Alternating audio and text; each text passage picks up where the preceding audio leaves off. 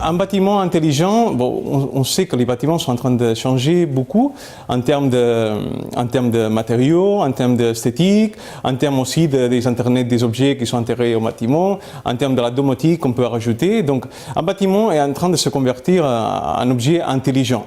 Mais nous, on s'intéresse à la partie énergétique parce que lui, en tant que bâtiment, il peut gérer aussi son énergie dès la production, au stockage, la consommation et l'échange avec d'autres bâtiments. Et c'est de ça que je veux vous parler dans cette présentation. Donc déjà, nous, on y croit vraiment que le bâtiment touche à des problématiques, à des thématiques qui sont très diverses et que d'abord, il faut les faire parler. Donc je vais citer les mêmes thématiques que Philippe déjà a montré, mais dans le cas qui nous intéresse. Donc on a la partie de la ressource. Si on parle d'un bâtiment qui produit son énergie à partir des ressources renouvelables, il faut connaître la variabilité de ces ressources, la disponibilité, quelle est même la prévision de ces ressources pour le bâtiment. Donc après, on fait le lien avec ce que Yvan vient de parler. Il faut convertir cette énergie en électricité. Il faut des matériaux de conversion qui soient efficaces, durables, qui soient avec un rendement élevé. Et donc pour ça, on a en bas, il y a les laboratoires d'Entrendis qui sont impliqués dans ces thématiques. Et après, cette énergie-là, on veut en attirer des paramètres pour finalement prendre des décisions et prendre des risques. Et plus d'informations on aura, et plus de risques on pourra prendre si on a des bons algorithmes mathématiques. Donc la composante algorithmique, de développement d'un modèle mathématique qui permet de prendre des décisions, c'est extrêmement important. Et il y a aussi le côté économique, il y a le côté optimum d'un système, mais aussi, bien sûr, le côté économique est là-dedans. Et qu'est-ce qu'on peut faire donc, comme décision? Soit on peut décider de stocker cette énergie, et donc c'est pour ça que c'est un vecteur important dans ce bâtiment intelligent. On peut décider de la consommer tout de suite, cette énergie dans le bâtiment. Et là, il y a le petit bonheur parce que dans un bâtiment, les acteurs importants, un des acteurs très très importants, c'est les occupants, c'est ce qu'on appelle les consommateurs. Donc, ils réagissent vraiment et qui affectent de manière importante aussi, comme Philippe le disait, sur la consommation.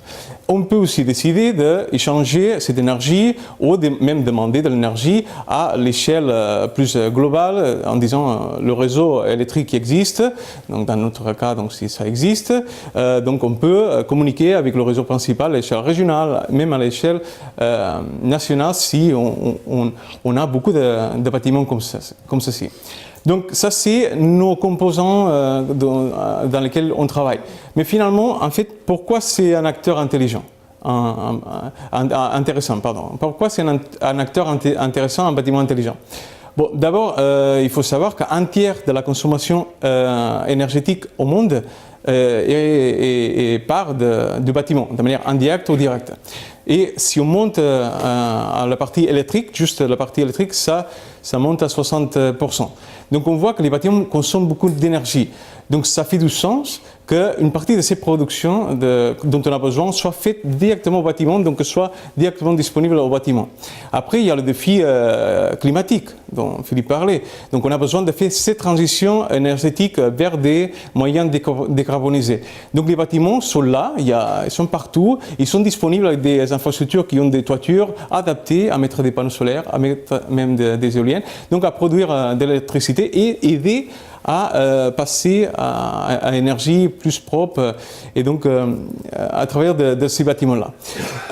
Pourquoi c'est aussi un acteur intéressant? C'est parce qu'il peut même, à part de produire de l'énergie, il peut lui-même s'aider à consommer moins d'énergie, donc de faire plus efficace l'utilisation de l'énergie pour lui-même en mettant l'intelligence dedans.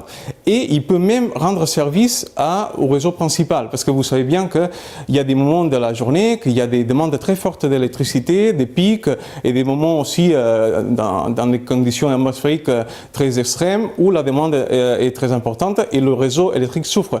Donc le bâtiment pourrait décider de s'effacer, d'aider aussi de manière générale le réseau, même à niveau régional et à niveau national.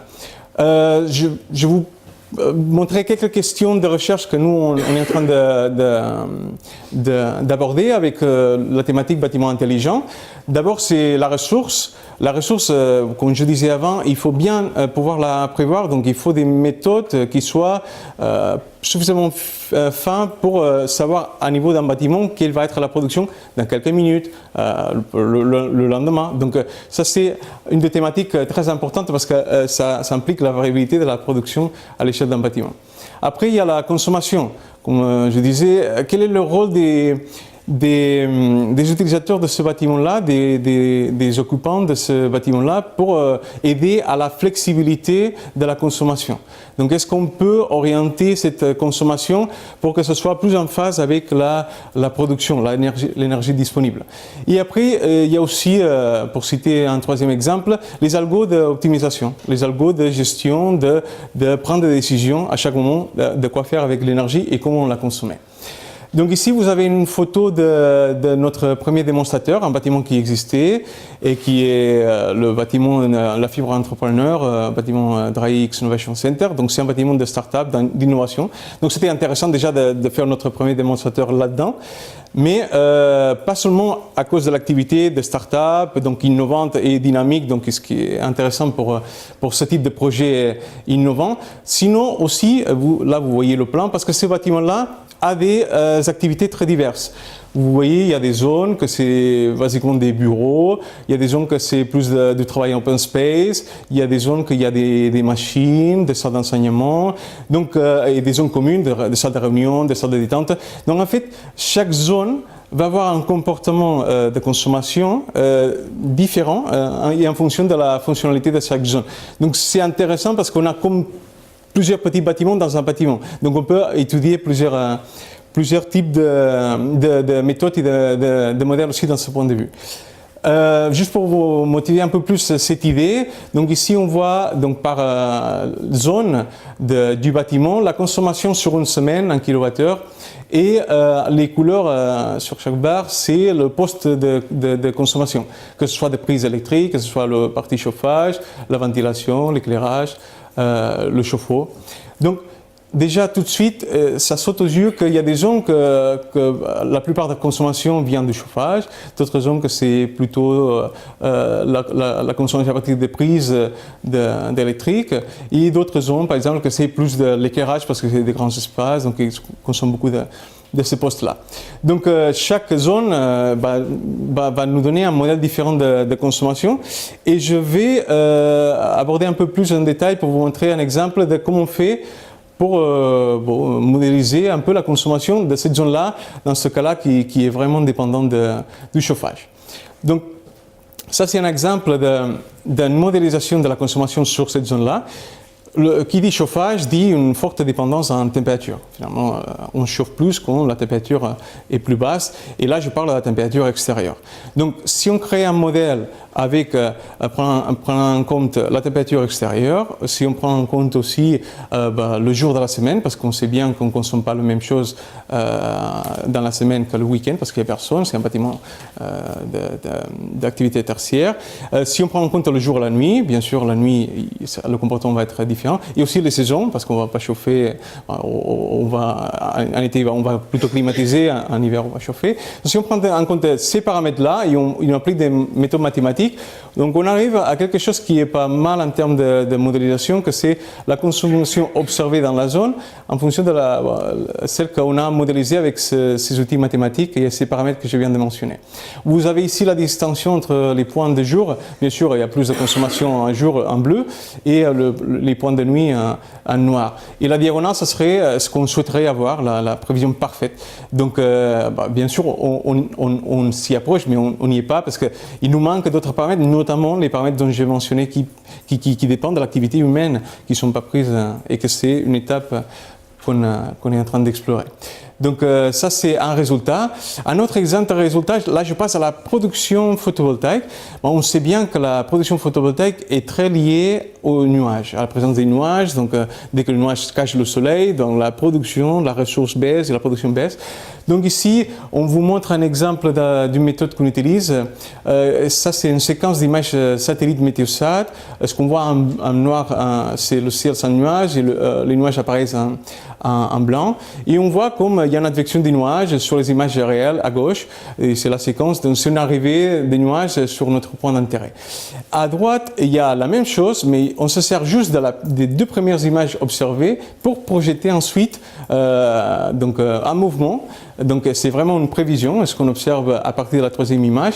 Et donc on voit qu'on arrive à capturer le mouvement des nuages si on étudie le mouvement des nuages d'une image sur l'autre. En fait, on utilise les deux premières images pour les projeter.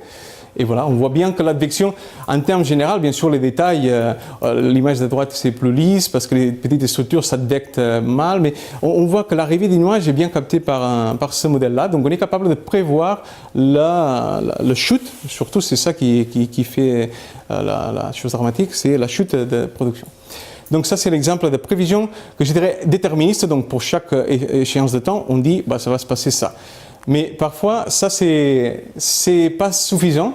Il nous faut passer à avoir une incertitude liée à la prévision. Donc ici, je vous présente un cas qu'on est en train de développer avec le laboratoire de mathématiques appliquées de l'école et que on a une prévision qui est fournie par un modèle météorologique, que c'est la courbe noire, donc ça c'est en termes de ressources solaires.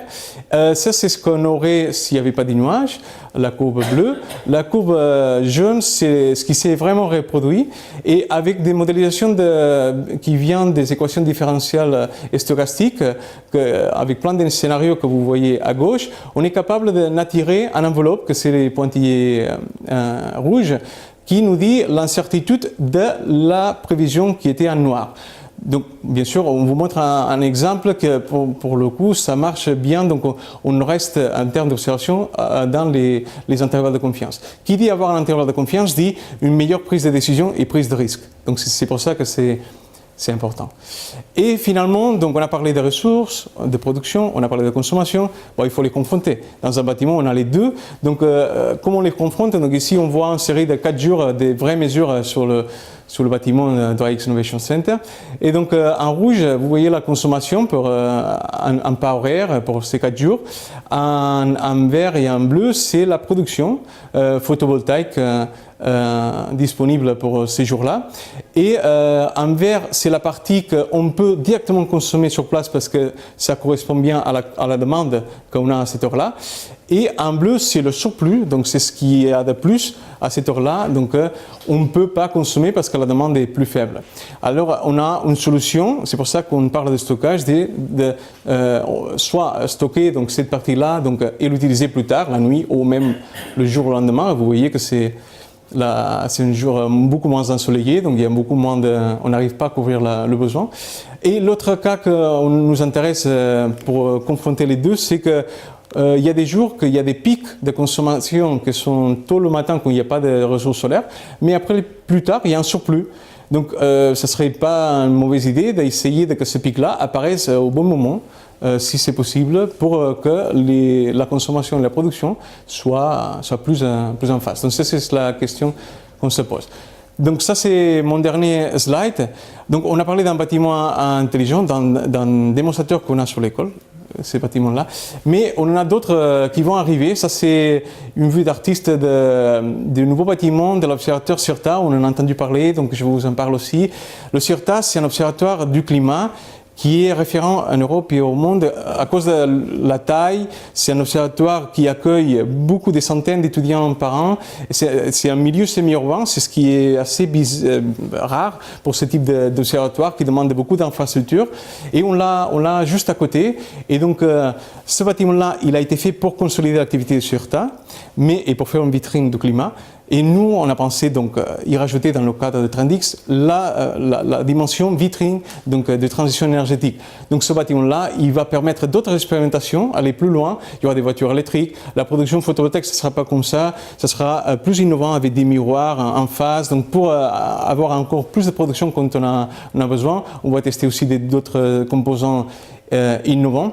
Et l'autre chose importante, c'est un bâtiment qui va être ouvert au public. Parce que nous, on pense que la transition énergétique, c'est aussi une partie basée sur la confiance des gens pour y aller. Et la communication dans l'ouverture au public, donc montrer à travers de la recherche que c'est une partie pas intéressée dans le marché, on peut donner la confiance sur comment ça marche, cette transition, qu'est-ce que ça fait, les panneaux, les batteries, les voitures.